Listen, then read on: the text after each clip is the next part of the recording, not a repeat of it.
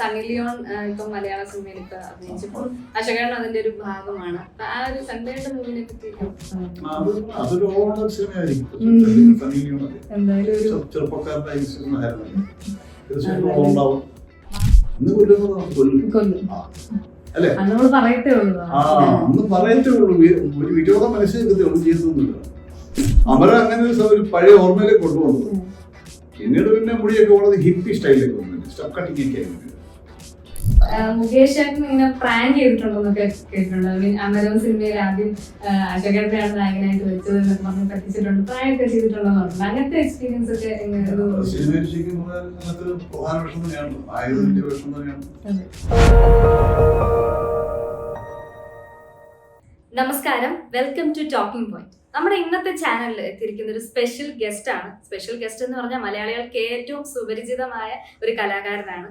ഒരുപാട് നല്ല നല്ല കഥാപാത്രങ്ങളെ നമുക്ക് സമ്മാനിച്ച ഒരു നടനാണ്. അതിനോടൊപ്പം തന്നെ അദ്ദേഹം ഒരു പാട്ടുകാരനും മ്യൂസിക് ഡയറക്ടറും കൂടിയാണ്. മാത്രമല്ല, നമ്മുടെ തോമസ് കുട്ടി വിട്ടോടാ എന്നൊരു ഡയലോഗ് മാത്രം മതി ഈ ഒരു വ്യക്തിയെ പറ്റി നമുക്ക് പറയാനായിട്ട്. അപ്പോൾ നമ്മുടെ അശോകേട്ടനാണ് നമ്മുടെ ഇന്നത്തെ ഗസ്റ്റ്. വെൽക്കം അശോകേട്ട. അപ്പൊ എന്താണ്, നമ്മുടെ 17ാമത്തെ വയസ്സിലാണ് അശോകേട്ടൻ നായകനായിട്ട് വരുന്നത്, അതായത് പത്മനാഭൻ സാറിന്റെ പെരുവഴി അമ്പലം എന്ന സിനിമയിലൂടെ. അപ്പൊ എന്തായിരുന്നു ആ ഒരു യജ്ഞത്തിലേക്ക് എത്താനുള്ള ഒരു എക്സ്പീരിയൻസ് എങ്ങനെയായിരുന്നു? എങ്ങനെയാണ് സിനിമയിലേക്ക് എത്തിയത്? പെരുവഴി അമ്പലം എക്സ്പീരിയൻസ് ഒന്നും എനിക്കില്ല സിനിമകളെ. ഞാൻ സിനിമകൾ ഇങ്ങനെ കുട്ടിക്കാലം ഒരു സിനിമ ഒരുപാട് കണ്ടോണ്ടിരിക്കുന്നതല്ലാതെ അതാണ് എന്റെ എക്സ്പീരിയൻസ്. ആ കാണുക എന്നുള്ള എക്സ്പീരിയൻസ് മാത്രമേ ഉള്ളൂ. അഭിനയായിട്ടൊന്നും ഒരു ബന്ധം എനിക്കില്ല. സിനിമകളൊക്കെ കാണും. അങ്ങനെ അവിടുത്തെ നമുക്ക് ഇഷ്ടപ്പെട്ട ഒരുപാട് നടിചേട്ടന്മാരുണ്ട്. അവരുടെ സിനിമ കാണാനും സിനിമ മാസികകൾ ധാരാളം വായിക്കുകയും അന്നത്തെ ഫിലിം മാഗസിൻസ് ഓൺലൈനൊന്നും നമുക്കില്ല. അതാണ് ഏറ്റവും കൂടുതൽ വളരെ ഒരു എന്താ പ്രചാരമുള്ളത്. അതൊക്കെയായിരുന്നു. പിന്നെ ഇങ്ങനെയൊക്കെ കാണാൻ സിനിമ പോസ്റ്റേഴ്സ് കാണാൻ അങ്ങനെയൊക്കെയുള്ള കണ്ടാണ് സിനിമയിലൊക്കെ നമുക്ക് അത് ജന്മനാ ഒരു പക്ഷേ അങ്ങനെ ഒരു ടേസ്റ്റ് നമുക്കൊരു താല്പര്യം ഉണ്ടായിരുന്നു. അത് പാട്ടിലായിരുന്നു എന്നുള്ളതേ ഉള്ളൂ. പക്ഷെ രണ്ടും സിനിമയിൽ തന്നെയാണല്ലോ. തീർച്ചയായിട്ടും. അപ്പൊ അതാണ് ഒരു പ്രചോദനം ഉണ്ടായത് കാരണമെന്നാണ് ഞാൻ വിശ്വസിക്കുന്നത്. അപ്പൊ ഫസ്റ്റ് സിനിമയായിരുന്നു പെരുവഴി അമ്പലം. അതില് ദേശീയ അവാർഡ് പരിഗണിക്കപ്പെട്ടിരുന്നു. പക്ഷെ 18 വയസ്സ് തികഞ്ഞില്ല എന്ന് പറഞ്ഞത് നിഷേധിക്കപ്പെട്ടിരുന്നു. അപ്പൊ അന്നേരം എന്താണ് തോന്നിയത്? ആ സിനിമയ്ക്ക് ധാരാളം ദേശീയ അവാർഡ് കിട്ടിയത്. ആ കൂട്ടത്തിൽ എന്റെ പേര് വന്ന് നാഷണൽ അവാർഡ് ബെസ്റ്റ് ആക്ടർ എന്നുള്ളത് അത് പരിഗണിച്ചതാണ്. അതിനൊരു ചർച്ച വന്നപ്പോഴത്തേക്ക് കൊടുക്കുകയാണെന്നുള്ളത് വന്നപ്പോഴത്തേക്ക് ഏജ് ഒരു വിഷയം 18 എന്നുള്ളൊരു ഏജ് എന്നുള്ളതല്ല, യുവാവല്ല ബാലനടനുമല്ലാത്ത ഒരു ഏജിൽ ഏത് വിഭാഗത്തിൽ അവാർഡ് ഇയാൾക്ക് കൊടുക്കും, പയ്യൻ എന്നല്ല യുവാവല്ല എന്നൊക്കെ പറഞ്ഞുകൊണ്ട് അതങ്ങനെ. പക്ഷെ ആ സമയത്ത് നമുക്കൊരു ഭയങ്കരമായ ഒരു സന്തോഷമാണ്. നമ്മൾ ഫസ്റ്റ് സിനിമയിൽ തന്നെ അവാർഡിന് ദേശീയ അവാർഡിന് പരിഗണിക്കപ്പെടുക എന്ന് പറയുന്നത് ഒരു വലിയൊരു പ്രചോദനം. അതിപ്പോഴാണ് ശരിക്കും സന്തോഷം കൂടുന്നത്. അന്ന് അതിന്റെ ഒരു സീരിയസ്നെസ് മനസ്സിലാവുന്നു. ഇന്നാണ് പിന്നീടാണ് അതിനെ കുറിച്ച് കുറെ നാളിന് ശേഷമാണ് അങ്ങനെ ഒരു കാര്യത്തിന്റെ ഒരു ഗൗരവം കൂടുതൽ മനസ്സിലാക്കുന്നതും. അതങ്ങനെ പരിഗണിച്ചല്ലോ എന്ന് പറയുന്നത് ആ നാഷണൽ അവാർഡ് കിട്ടിയതിന് തുല്യമായിട്ട് വേണമെങ്കിൽ നമുക്ക് കിട്ടിയില്ലെങ്കിലും അതിൽ തന്നെ സന്തോഷവും ദുഃഖമുണ്ട് ഇപ്പൊ. അപ്പൊ നമുക്ക് ഈ 47 വർഷം പിന്നിട്ടിരിക്കുകയാണ്. 17 വയസ്സിൽ തുടങ്ങി ഇപ്പൊ ഇത്രയും വർഷം പിന്നിടുമ്പോൾ ഒരുപാട് ലെജൻസിന്റെ കൂടെ അഭിനയിച്ചിട്ടുണ്ട്. അതുപോലെ ഇപ്പം തന്നെ ഇപ്പോഴത്തെ യൂത്തിന്റെ കൂടെയും പിടിച്ചു നിൽക്കുന്ന, അതുപോലെ ഭയങ്കരമായ പ്രകടനം അവർക്ക് ഒരുപടി മുന്നിൽ നിൽക്കുന്ന ഒരു കഥാപാത്രങ്ങൾ ചെയ്തുകൊണ്ടിരിക്കുകയാണ്. അപ്പൊ ആ ഒരു എക്സ്പീരിയൻസ് എന്താണ്? ഈ 47 വർഷത്തെ എക്സ്പീരിയൻസ് എന്തൊക്കെയാണ്? 47 വർഷത്തെ എക്സ്പീരിയൻസ് ആണ് ഇപ്പൊ യൂത്തിനോട് പിടിച്ചിരിക്കാന്ന് പറഞ്ഞില്ലേ. നമ്മൾ കയറൊക്കെ കെട്ടി അല്ലെങ്കിൽ വള്ളിയിലൊക്കെ പിടിച്ച് തൂങ്ങി നിൽക്കിയ അവസ്ഥ അശോകേണ്ടതായിട്ടുള്ള ഒരു സ്ഥാനം നമുക്ക് ഇപ്പോഴും ഉണ്ട് എന്നുള്ളതാണ്. അതിപ്പോ എത്ര തലമുറ പിന്നിട്ടാലും ആ ഒരു സ്ഥാനം നമുക്ക് കൃത്യമായിട്ട് അവിടെ തന്നെ ഉണ്ടാവും. മലയാളി പ്രേക്ഷകരുടെ മനസ്സിൽ എപ്പോഴും തോമസ് കുട്ടി എന്ന കഥാപാത്രം ഇപ്പോഴും ആൾക്കാർ ഭയങ്കര ഇപ്പോഴത്തെ ജനറേഷൻ വരെ ഭയങ്കരമായിട്ട് എൻജോയ് ചെയ്യുന്ന അല്ലെങ്കിൽ ഒരു ആഘോഷിക്കുന്ന ഒരു കഥാപാത്രമാണത്. അപ്പം എന്തൊക്കെയാണ് പിന്നെ മുകേഷ് ചേട്ടൻ, സിദ്ദിഖ് ചേട്ടൻ, ജഗദീഷൻ, നിങ്ങൾ 4 പേരുള്ള ഒരു കോമ്പൗണ്ടിങ് ഹരിഹർ നഗറിലെ. അപ്പൊ ഒരുപാട് ഫൺ എലമെന്റ്സ് അല്ലെങ്കിൽ നിങ്ങൾ തമ്മിൽ ഭയങ്കര കോമഡി എക്സ്പീരിയൻസുകളൊക്കെ ഉണ്ടായിട്ടുണ്ട്. അങ്ങനെ സെറ്റിലെ എന്തെങ്കിലും എക്സ്പീരിയൻസ് മറക്കാൻ പറ്റാത്ത എന്തെങ്കിലും മെമ്മറീസ് ഉണ്ടോ? സെറ്റിൽ എനിക്കങ്ങനെ പ്രത്യേകിച്ച് ഓർമ്മ വരുന്നില്ല. അത് സെറ്റിൽ ഈ സിനിമയ്ക്ക് അതിപ്പോ ഹരിഹർ എന്നുള്ള സിനിമയുടെ മാത്രമല്ല പല പടങ്ങളും ഞങ്ങൾ അഭിനയിച്ചിട്ടുണ്ട്. സെറ്റിലല്ലാതെ സെറ്റിൽ പുറത്തിരിക്കുമ്പോഴൊക്കെ തമാശകളൊക്കെ ഒരുപാട് പറയുകയൊക്കെ ചെയ്യും. അതൊക്കെ എൻജോയ് ചെയ്യുന്നല്ലാതെ ഇതിൽ കോംബോ എന്ന് പറയുമ്പോൾ ആ സിനിമയിൽ മാത്രമാണ് കോംബോ. അല്ലാതെ ഇപ്പൊ ഞങ്ങള് ഇപ്പോഴും ഇതുപോലെ ഒന്നിച്ച് നടക്കൊന്നുമല്ല. അല്ല ഇപ്പോഴൊക്കെ കാണും, ഇടയ്ക്ക് ഫോണിൽ സംസാരിക്കാറുണ്ട് എന്നുള്ളതല്ലാതെ ഇപ്പം ഒരുപാട് പേര് ചോദിക്കും നിങ്ങൾ ഒരുമിച്ചാണോ ഉറങ്ങുന്നത്, കിടക്കുന്നത്, ഒരുമിച്ചാണോ എന്നൊക്കെ ഒരുപാട് ചോദ്യങ്ങളൊക്കെ ചോദിക്കുന്നുണ്ട്. ആ സിനിമ എത്രത്തോളം ഒരു ഹൈപ്പ് ആൾക്കാരിൽ ഉണ്ടാക്കി എന്നുള്ളതാണ് നമ്മൾ മനസ്സിലാക്കേണ്ടത്. തീർച്ചയായിട്ടും ആ ഒരു ബോണ്ട് ഇപ്പോഴും അത് അങ്ങനെ തന്നെ ഉണ്ടെന്നുള്ളൊരു തോടാണ്. ആ ഒരു ബോണ്ട് അല്ലെങ്കിൽ ആ ഒരു കോമ്പോ നമുക്ക് ഒരിക്കലും മറക്കാൻ പറ്റില്ല. 4 പേരെ ഒരുമിച്ചാണ് എല്ലാവരും ചിന്തിക്കുന്നതും. അതെ അത് അങ്ങനെ അത് എല്ലാ വിഭാഗത്തിനും അത് ഇഷ്ടപ്പെട്ട ഒരു സിനിമയാണ്. അത് നല്ലൊരു സന്ദേശം അതിനകത്തുണ്ട്. പുതിയ ചെറുപ്പക്കാർക്കുള്ള സന്ദേശമുണ്ട്. ഇന്നത്തെ ചെറുപ്പക്കാരെ പലരും നമ്മൾ ദിവസവും പലരും നമ്മൾ കണ്ടുകൊണ്ടിരിക്കുകയാണ് ഇന്നത്തെ യങ്സ്റ്റേഴ്സ്. അപ്പൊ അങ്ങനെ അത് അന്ന് ഞങ്ങൾ യങ്സ്റ്റേഴ്സാണ്. ആ യങ്സ്റ്റേഴ്സ് ശരിക്കും അടിസ്ഥാനം എന്ന് പറഞ്ഞാൽ ഒരു നമുക്ക് മനുഷ്യർക്ക് അടിസ്ഥാനം എന്ന് പറഞ്ഞാൽ നമ്മുടെ സന്തോഷം, ദുഃഖം, സ്നേഹം, അങ്ങനെയൊക്കെയുള്ള കാര്യങ്ങളാണല്ലോ ഒരു മനുഷ്യനിൽ വേണ്ട കാര്യങ്ങൾ. അത് ആ സിനിമയിൽ നന്നായിട്ടുണ്ടായിരുന്നുള്ള അത് സിനിമയ്ക്ക് വേണ്ടി ഒരു സിനിമാറ്റിക് ആണെങ്കിലും സിനിമാറ്റിക് ആയിട്ട് അത് എടുത്തിരിക്കുന്നെങ്കിലും അതിനകത്ത് ഒരുപാട് എന്താണ് നമ്മൾ അശ്ലീലമല്ലാത്ത ഒരുപാട് കാര്യങ്ങൾ അതിനകത്തൊരു ജെനുവിനിറ്റി ആ പടത്തിനകത്ത്. റിയലിസ്റ്റിക് എക്സ്പീരിയൻസ്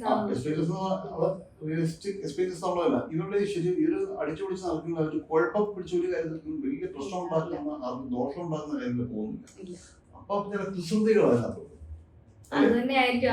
ഇന്ന് നമ്മുടെ ചെറുപ്പക്കാരിൽ പലരും നമ്മൾ കാണുന്നു, ഒരുപാട് കേൾക്കുന്നുണ്ടല്ലോ, ഈ ഓൺലൈനിൽ പലരും കാണുന്നുണ്ട്. എല്ലാം ഒരുപക്ഷെ ശരിയാവില്ല. ഇപ്പോൾ പറയാം എന്തെല്ലാം പ്രശ്നങ്ങളാണ് റിയൽ ആയിട്ട് ഇന്ന് പെടുന്ന കാര്യങ്ങൾ. അന്നത്തെ അടിപൊളി ചെറുപ്പക്കാരായിട്ടായി ഇന്ന് ഹരിയെന്നത് ഞങ്ങൾ തന്നെ തെളിയിച്ചു. അങ്ങനെ യാതൊരു കുഴപ്പവും ഉണ്ടാക്കുന്ന സംഭവങ്ങളിലൊക്കെ തോന്നിട്ടില്ല. അപ്പോൾ ഉള്ള കാണുന്ന തമാശകൾ കാര്യങ്ങളൊക്കെ ഉള്ളു. പിന്നെ രാത്രി ഒരു കാര്യം സഹിക്കാൻ വേണ്ടി ചാനലിൽ ഒഴിഞ്ഞ് നോക്കുക, അതിനപ്പുറം ഒന്നും ഇല്ലല്ലോ അതിനകത്ത്. ഒരു പെണ്ണ് പോകുമ്പോൾ ചൂള പഠിക്കുക, പുറകെ നടക്കുക, ബൈക്കിൽ പോവുക, ഇതൊക്കെ എല്ലാ പരിപാടിയുള്ളൂ. എല്ലാവരും ആസ്വദിക്കുന്നതുമായ ദോഷകരമായ സമൂഹത്തിൽ മോശമായ ഒരു മെസ്സേജിനുള്ള ഒരു സിനിമയില്ല. അതാണ് ആ പടം ഇന്ന് നിൽക്കുന്നത്. എന്റെ വിശ്വാസം അത് തന്നെയാണ്. അപ്പൊ മുകേഷ് ഇങ്ങനെ പ്രാങ്ക് ചെയ്തിട്ടുണ്ടെന്നൊക്കെ കേട്ടിട്ടുണ്ട്. ഐ മീൻ അമരം സിനിമയിൽ ആദ്യം അശോകേട്ടനെയാണ് നായകനായിട്ട് വെച്ചത് എന്നൊക്കെ പറഞ്ഞ് പറ്റിച്ചിട്ടുണ്ട്, പ്രാങ്ക് ഒക്കെ ചെയ്തിട്ടുണ്ടെന്ന് പറഞ്ഞിട്ടുണ്ട്. അങ്ങനത്തെ എക്സ്പീരിയൻസ് ഒക്കെ എങ്ങനെയാണ്? സിനിമയിൽ ശരിക്കും പറഞ്ഞാൽ അതിനകത്ത് പ്രധാന വേഷം തന്നെയാണല്ലോ, നായകന്റെ വേഷം തന്നെയാണ്. മമ്മൂട്ടി കഴിഞ്ഞാലുള്ള ഒരു നായക വേഷം എന്റെ തന്നെയാണ് വസ്തുത. അപ്പൊ അങ്ങനെ ഒന്നുമല്ല, അത് എന്നെ തന്നെ ആദ്യം വെച്ചത്, എന്നെ ഒന്നല്ല മറ്റൊരാളെ വെച്ചിട്ട് അയാൾക്കൊരു അസൗകര്യം വന്നിട്ട് തന്നെ ഇങ്ങനെ ഒരു ആക്ടറെ അശോകൻ പറഞ്ഞിട്ടുണ്ടെങ്കിൽ അങ്ങനെ അങ്ങനെ എന്നെ തീരുമാനിച്ചാണ്. അതിന് പ്രധാന വേഷം തന്നെയാണ്. വേറെ മറ്റു കഥകളൊന്നും അതിനകത്തില്ല. മുകേഷ് എന്താ പറഞ്ഞിരിക്കുന്നത്? എന്തൊക്കെയാ പറഞ്ഞിരിക്കുന്നത്? അമരം സിനിമയില് ആദ്യം മമ്മൂട്ടിയുടെ ക്യാരക്ടർ ചെയ്യുന്നത് അശോകനായിരുന്നു. ഞാനെന്തിനാ മുകേഷിന്റെ ഇറക്കല്ലേ, മുകേഷ് അങ്ങനെ വല്ലതും അതിനകത്തൊന്നും കഥയൊന്നും ഒരു സത്യമില്ല. കഥകൾക്ക് ചില അതിനകത്ത് ക്ലൈമാക്സ് കാര്യങ്ങൾക്ക് വ്യത്യാസം ഉണ്ടായി. പിന്നെ എന്റെ ക്യാരക്ടർ ആദ്യം മറ്റൊരു നടനെയാണ് തീരുമാനിച്ചത്. ആ ആൾക്ക് പെട്ടെന്ന് എന്തോ സുഖമില്ലാതെ വന്ന കാരണം അങ്ങനെ സിനിമ ഷൂട്ടിംഗ് ഡേറ്റ് തീരുമാനിച്ചു കഴിഞ്ഞു. തുടങ്ങാതിരിക്കാൻ പറ്റുന്നില്ല. അപ്പോൾ ആലോചിച്ചപ്പോൾ അതിന് കറക്റ്റ് ഒരാള് തപ്പിയാണ് എൻ്റെ പേരെടുത്ത് സജസ്റ്റ് ചെയ്തത്. അങ്ങനെയാണ് ഞാൻ മമ്മൂട്ടി ഒന്നും ഉണ്ടല്ലോ, അപ്പോഴത്തെ വിഷം തന്നെ. അപ്പൊ ചേട്ടാ, നമ്മുടെ തലവര എന്ന സിനിമയാണ് ഏറ്റവും പുതിയ വിശേഷം. അത് റിലീസായി, അപ്പൊ നന്നായിട്ട് ഓടിക്കൊണ്ടിരിക്കുകയാണ് തിയേറ്ററിൽ. അപ്പൊ അതിനെ പറ്റിയിട്ട് എന്താണ് ഒരു അഭിപ്രായം പറയാനായിട്ടുള്ളത്? തലവരയ്ക്ക് എന്നുള്ള റിപ്പോർട്ട് ഞാൻ കേട്ടിരിക്കുന്നത് അങ്ങനെയാണ്.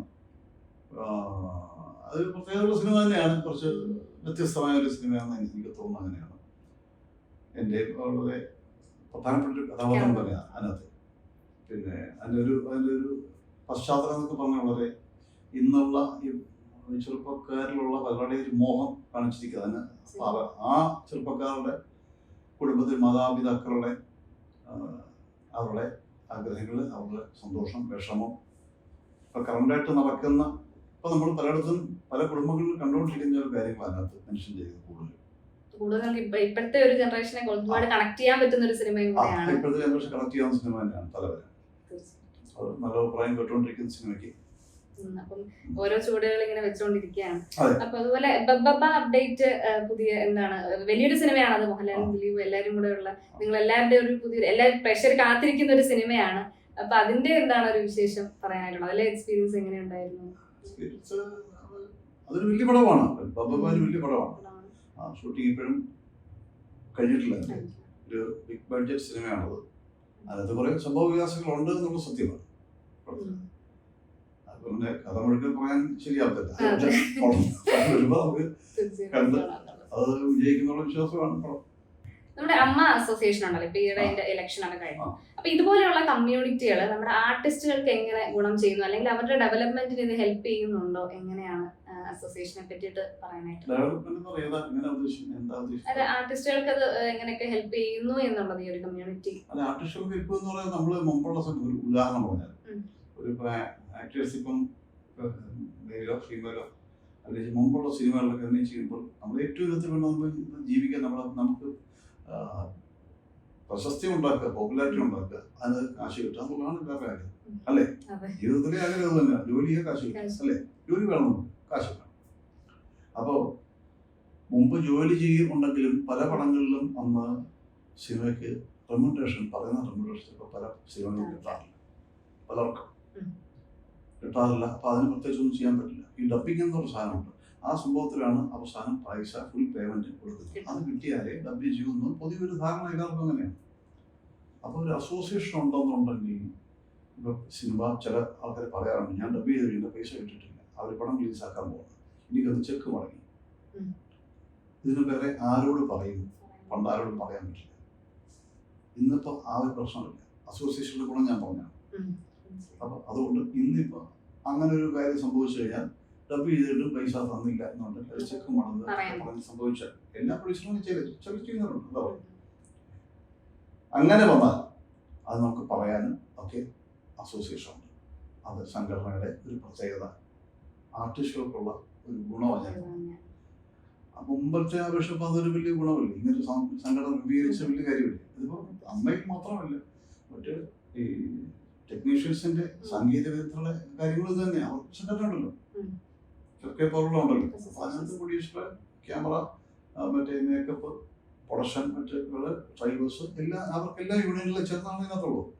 അവരുടെയും കാര്യങ്ങൾക്ക് ഒരു പരിഹാരം കൊടുക്കും. അപ്പോൾ ഇത് എന്നാൽ ഇത് ഇപ്പോൾ പൈസ എന്തെങ്കിലും ഒരു പ്രശ്നം വന്നാൽ, അല്ലെങ്കിൽ പൈസ മാത്രമല്ല, മറ്റെന്തെങ്കിലും ഒരു കംപ്ലൈൻറ്റ് വന്നു കഴിഞ്ഞാൽ അതിനെക്കുറിച്ച് വന്നാൽ ഒരു സോൾവ് ചെയ്യാൻ പരസ്പരം സംഘടനകൾ തമ്മിലുള്ള ഒരു ടൈപ്പിൽ ഡിസ്കഷനും ചിലപ്പോൾ അതങ്ങ് സോൾവ് ആവും. ഞാൻ ഉദാഹരണം പറഞ്ഞതാണ്. അതാണ് സംഘടനകൾ ഒന്നായിട്ടുള്ള ഒരു ഗുണം. അതാണ് സംഘടന കൊണ്ടുള്ള ആക്ടേഴ്സ് ഗുണം ഞാൻ പറഞ്ഞിരുന്നു. പക്ഷെ നിബന്ധനകളുണ്ട്. വേണ്ടാത്ത കാര്യങ്ങൾക്ക് പോയി വലിയ പ്രശ്നങ്ങളായി കഴിഞ്ഞാൽ സപ്പോർട്ട് ചെയ്യാൻ സംഘടന പറ്റില്ല. സംഘടന ചീത്തപ്പേരാവില്ല, അത് ചെയ്യാൻ പറ്റില്ല. പിന്നെ സംഘടന ഒരുപാട് ഗുണം ചെയ്യുന്നുണ്ട്. ഒരു ഇവിടെ എന്താണ് പ്രകൃതി ദുരന്തമൊക്കെ വന്നാൽ അമ്മ സെക്രട്ടറിയിൽ നിന്നും പൈസ കൊടുക്കുന്നു, സംഭാവന കോൺട്രിബ്യൂഷൻസ് ഉണ്ടല്ലോ. അങ്ങനെ പല കാര്യങ്ങൾ ചെയ്യാറുണ്ട്. വയസ്സായ അഭിനയിക്കാൻ ബുദ്ധിമുട്ടുള്ള, വളരെ വയസ്സായിട്ടുള്ളവരും അവർക്ക് നടക്കാനും ജീവിക്കാനും പറ്റാൻ ബുദ്ധിമുട്ടുള്ളവർക്ക് സാമ്പത്തിക സഹായം ചെയ്യുന്നുണ്ട് അമ്മയുടെ പരിധിയിൽ നിന്നുകൊണ്ട്. അപ്പോൾ എല്ലാ പൈസയും മുഴുക്കി ഓരോരുത്തർക്ക് അങ്ങനെ കൊടുക്കാൻ ആർക്കും സാധിക്കില്ല. അല്ലെങ്കിൽ അമ്മ സംഘടന നിലനിൽക്കണ്ടേ? അത് അതിൻ്റെ ഒരു പരിമിതി അനുസരിച്ച് പരമാവധി ചെയ്യുന്നുണ്ട്. ഇപ്പം ഇൻഷുറൻസ് ഉണ്ട്, ഇതൊക്കെയല്ലേ വേണ്ടത്. ഇതിനകത്ത് എന്തെങ്കിലും ധാരണ പശകളുണ്ടെങ്കിൽ അത് കോംപ്രമൈസ് ചെയ്യാം. അപ്പോൾ അങ്ങനെയുള്ള കാര്യങ്ങൾ എല്ലാവർക്കും ഒരു ആശ്വാസമാണ്, ഹെൽപ്ഫുള്ളാണ്, തീർച്ചയായിട്ടും ഹെൽപ്ഫുള്ളാണ്. പിന്നെ അത് ആവശ്യമില്ലാത്ത ഒരു വിവാദങ്ങളൊക്കെ വരുന്നുണ്ട്. അതൊന്നും എല്ലാത്തിനും പിന്നെ കഴിയുമ്പോന്നില്ല. ചുമ്മാ അടിച്ചു പൂച്ചപ്പ് ഇത്രയും കാര്യങ്ങളൊന്നും അതിനകത്തില്ല. അങ്ങനെയൊക്കെയാണ് നമുക്ക് അസോസിയേഷൻ ഇപ്പൊ ഒരുപാട് ഗുണം ചെയ്യുന്നു എന്നുള്ള ഒരു രീതിയിലാണ് നമുക്ക് പറയാൻ പറ്റുന്നത്. തീർച്ചയായിട്ടും ഒരുപാട് ഗുണമുണ്ട്, ഇല്ലെന്ന് പറയാൻ പറ്റില്ല. ഇതിനകത്ത് ചില അഭിപ്രായ വ്യത്യാസം കാര്യങ്ങളൊക്കെ ഉണ്ട്, ഒന്നുമില്ല. ഇപ്പൊ നടക്കും എല്ലാ മെമ്പേഴ്സും എല്ലാവരും ഒരുമിച്ച് ചിരിച്ച് കളിച്ച് തുള്ള കൈയിട്ട് പിന്നെ ഞങ്ങൾ ഒന്നാണെന്ന് കൊണ്ട് നടക്കുന്നു, അങ്ങനെയൊന്നുമില്ല. മനുഷ്യനല്ലേ? അപ്പൊ യഥാർത്ഥ അങ്ങനെയുള്ള ചെറിയ കൊച്ചു കൊച്ചു അഭിപ്രായ വ്യത്യാസങ്ങളോ സൗന്ദര്യപ്പെടങ്ങളൊക്കെ ഉണ്ടാകുന്നുണ്ടോ? ഒരുപാടായി പോയവരുണ്ട്. കുഴപ്പം അങ്ങനെ തന്നെ സംഘടനയിൽ നിന്നും 10-30 വർഷം കഴിഞ്ഞില്ലേ ഇപ്പോഴും കൊണ്ടുപോകുന്നുണ്ടോ? പിന്നെ ഇപ്പോഴും നമുക്കറിയാം, ഇപ്പൊ സോഷ്യൽ മീഡിയകളിൽ ഏറ്റവും കൂടുതൽ വൈറൽ ആകുന്ന ഒരു വീഡിയോസ് ആണ് ഉണ്ടായിരുന്നു. യവനിക കഥാപാത്രത്തിലകത്തെ ഉണ്ണി എന്ന കഥാപാത്രമൊക്കെ ഇപ്പോഴും സോഷ്യൽ മീഡിയയിൽ മീമായിട്ടും സ്റ്റിക്കേഴ്സ് ആയിട്ടും ഒക്കെ പോകുന്നുണ്ട്. അപ്പം അശോകേട്ടൻ തന്നെ സ്റ്റിക്കർ കാണുമ്പോൾ അതൊക്കെ ഷെയർ ചെയ്യാറുണ്ടോ? എന്താണ് അതൊക്കെ കാണുമ്പോൾ ഒരു ഇപ്പോഴും ഭയങ്കര വീഡിയോസ് എല്ലാം വൈറലാണ്. ഇപ്പൊ തഗ് അല്ലെങ്കിൽ നമ്മൾ ചങ്കുകളുടെ രാജാവ് അല്ലെങ്കിൽ തഗ്ഗിന്റെ ഒരു രാജാവ് എന്നുള്ള രീതിയിൽ തന്നെ അശോകേട്ടനെ കാണുന്നുണ്ട്. അപ്പൊ സ്റ്റിക്കേഴ്സ് ഒക്കെ വരുമ്പോ എങ്ങനെയാണ് ഷെയർ ചെയ്ത് കൊടുക്കാറൊക്കെ ഉണ്ടോ? ഇതൊക്കെ കാണുമ്പോൾ നമുക്ക് സന്തോഷമാണ്. കാരണം 43 വർഷത്തിന് മുമ്പ് ഇറങ്ങിയ സിനിമയുടെ അപ്പൊ ആ സിനിമ എത്രത്തോളം പ്രസക്തി ഉണ്ടായിരുന്നു, ആ സിനിമയുടെ ഒരു ശക്തി അതൊരു സിനിമ തന്നെയാണ്. അപ്പൊ അങ്ങനെ ഒരു സിനിമയിൽ ഭാഗമാവാൻ എനിക്ക് സാധിച്ചു എന്നുള്ളതാണ് എന്റെ ഏറ്റവും വലിയ സക്സസ്. അതുകൊണ്ടാണ് എക്കാലത്തേക്കുള്ള സിനിമയാണ് യവനിക. ഏത് കാലത്തും യവനിക നിലനിൽക്കുന്ന സിനിമയാണ്. ഇന്ത്യയിലെ തന്നെ ഏറ്റവും നല്ല സിനിമകൾ എടുത്തു കഴിഞ്ഞാൽ അതിലൊരു പടം യവനികയായിരിക്കും. ലോകത്തിലെ പറയുമ്പോൾ അത് ശക്തിയോട്ടോ വെറുതെ വന്നിട്ട് തോന്നണം. ലോകത്തിലെ തന്നെ സിനിമ പല ഭാഷകളിൽ എടുത്താൽ യവനിക അതിനകത്ത് കൊണ്ടുവരാവുന്ന സിനിമയാണ്, ക്ലാസിക് മൂവിയാണ്. മലയാളികളുടെ മനസ്സിൽ ഇപ്പോഴും ഇന്ത്യൻ സിനിമയിലൊക്കെ എപ്പോഴും അംഗീകരിക്കുന്ന സിനിമ യവനിക, പെർഫെക്റ്റ് സിനിമ. അപ്പൊ ആ പടത്തിൽ ഒരാൾക്ക് ഒരു ആക്ടർക്ക് ഒരു കഥാപാത്രം സാധിച്ചാൽ അത് വലിയൊരു നേട്ടം തന്നെയാണ്. അപ്പൊ അതുകൊണ്ടാണ് ഈ കാലം കഴിഞ്ഞിട്ടും യവനിയുടെ പ്രസക്തി, അത് അഭിനയിച്ചൊരു പ്രസക്തി, എൻ്റെ ക്യാരക്ടറും ശക്തമായ ക്യാരക്ടർ 3-4 സീനിയർ എന്ന് പറയുന്നത്. ആ ക്യാരക്ടറിന് 4 സീൻ അഭിനയിച്ചു ഉള്ളൂ, പക്ഷെ ആ ക്യാരക്ടറിന് ശക്തിയുണ്ടായി. അതാണ് നമ്മുടെ സന്തോഷമാണ്. ഇപ്പോഴും അങ്ങനത്തെ ഒരുപാട് സിനിമ വൈറലായി പല സീൻ വന്നുകൊണ്ടിരിക്കുന്നത്. ഇപ്പോഴും ലൈവായിട്ട് നിൽക്കുകയാണ് ആ സിനിമയും കഥാപാത്രങ്ങളൊക്കെ. അപ്പൊ അങ്ങനെ കാരണം സമൂഹത്തിൽ അങ്ങനെയുള്ള കഥാപാത്രം ഒരുപാട് പേരുണ്ട്. അന്നൊരു നാട്ടുപ്രദേശമുള്ള കഥാപാത്രമാണ് തന്തയോനെ കൊല്ലാൻ നിൽക്കുന്ന പറയുന്നത്, തല്ലി കൊടുക്കും, അങ്ങനെ തീരെ നിഷേധിക്കുന്ന കഥാപാത്രം. പക്ഷെ അയാൾ നല്ലതൊന്നുമില്ല, ബേസിക്കലി ശുദ്ധനായ ക്യാരക്ടർ. അതുകൊണ്ടാണ് പോലീസ് സ്റ്റേഷനിൽ ഈ മമ്മൂട്ടി ക്വസ്റ്റ്യൻ ചെയ്തിട്ട് വിടുന്നത്. അതുകൊണ്ടല്ല അതുകൊണ്ടല്ലേ, ആ പറച്ചിൽ മാത്രമേ ഉള്ളൂ. പക്ഷെ ഇന്നത്തെ ചെറുപ്പക്കാർ അതല്ല. ഇന്ന് കൊല്ലുന്നത് അല്ലേ? അന്ന് പറയത്തേ ഉള്ളൂ. ഒരു വിരോധ മനസ്സിലാക്കത്തേ ഉള്ളൂ, ചെയ്യത്തൊന്നുമില്ല. ഇന്ന് കൊല്ലും. ഇന്നല്ല പിന്നെ മറ്റേ ലെവലില്ലേ, ഇതിന്റെ ലെവലൊക്കെ ഇന്ന് ആരെന്താന്ന് അറിയത്തില്ല. സത്യമില്ല ഇവരാണെന്ന് അറിയത്തില്ല. ആ കൈ കിട്ടുന്ന വെച്ചാൽ ദിവസം വന്നാൽ ചിലപ്പോൾ റെഡിയായിക്കോളൂ. നമ്മളെപ്പോഴും കാണുന്നുള്ളൂ. ഇത് ചുമ്മാതെ പറഞ്ഞല്ല. നമ്മൾ ടി വി തുറന്നാലും പത്രങ്ങളൊക്കെ ഇത് തന്നെ കാണുന്നത്, ഓൺലൈനിലൊക്കെ ഇത് തന്നെ കണ്ടോണ്ടിരിക്കുക. അപ്പൊ അതുകൊണ്ട് ഞാൻ പറഞ്ഞാണ് ആ അന്നത്തെ കുഴപ്പക്കാരും ഇന്നത്തെ കുഴപ്പക്കാരും വ്യത്യാസമുണ്ടാവും. അപ്പൊ അതിനകത്ത് എല്ലാം കൊണ്ടും ഈ പറഞ്ഞ ഒരു നല്ല സന്ദേശമുണ്ട്. അപ്പം ആ ഒരു ക്യാരക്ടർ എന്ന് പറയുന്നത് നമുക്കറിയാം, അമരത്തിലെ ക്യാരക്ടറിന്റെ ആ ഒരു ഫേസ് എക്സ്പ്രഷൻസും കാര്യങ്ങളും ഇന്നും നമുക്ക് ആ മനസ്സിൽ ഇങ്ങനെ നിൽക്കുന്നുണ്ട്. ഇപ്പോഴത്തെ ആളുകളും അത് ഭയങ്കരമായിട്ട് ആഘോഷിക്കുന്നുണ്ട്. അപ്പൊ ആ ഒരു ക്യാരക്ടറും അല്ലെങ്കിൽ ആ ഒരു ക്യാരക്ടർ ലുക്ക് ഇപ്പോഴും ഇടയ്ക്കൊക്കെ കൊണ്ടുവരാറുണ്ടോ, സിനിമകളിൽ ഉപയോഗിക്കാറുണ്ടോ? അന്നത്തെ ആ കടപ്പുറത്തുള്ള ഒരു സ്റ്റൈലാണ് കാണിച്ചത്. അത് അന്നത്തെ സ്റ്റൈലാണ്. വളരെ കളർഫുൾ ആയിട്ടുള്ള ഡ്രസ്സ്, വളരെ എക്സ്ട്രീം ആയിട്ടുള്ള കളർ. ബ്ലൂ ആണെങ്കിൽ കടും ബ്ലൂ, പച്ചയാണെങ്കിൽ കടും പച്ച, റെഡ് ആണെങ്കിൽ കടും റെഡ്. ഇങ്ങനെയൊക്കെയുള്ള ഒരു കളർ ഡ്രസ് അന്നത്തെ ഒരു ടേസ്റ്റ് ആയിരുന്നു ആ ക്യാരക്ടർ. അപ്പൊ അത് അന്നത്തെ സമയത്ത് കടപ്പുറത്തുള്ളവരുടെയൊക്കെ, അല്ലെങ്കിൽ കടപ്പുറത്ത് വേണമെന്നില്ല, നാട്ടിൻ പ്രദേശത്തുള്ള അതിന് അപ്പുറത്തുള്ള ആൾക്കാരുടെ ഒരു ടേസ്റ്റ് അങ്ങനെയായിരുന്നു അന്നത്തെ. അങ്ങനെ ഇട്ടിട്ട് എണ്ണയൊക്കെ മുടിക്ക് വെച്ച് മുടിക്ക് ഇങ്ങനെ ഇട്ടൊരു സംഭവം അന്നത്തെ ഫാഷൻ. ഞാനത് സ്കൂളിൽ പഠിക്കുമ്പോൾ മുടിക്ക് ഇങ്ങനെ ഇതിങ്ങനെ മുടി പൊക്കി കുരിക്കൂട് കൊച്ചങ്ങളായിരുന്നു.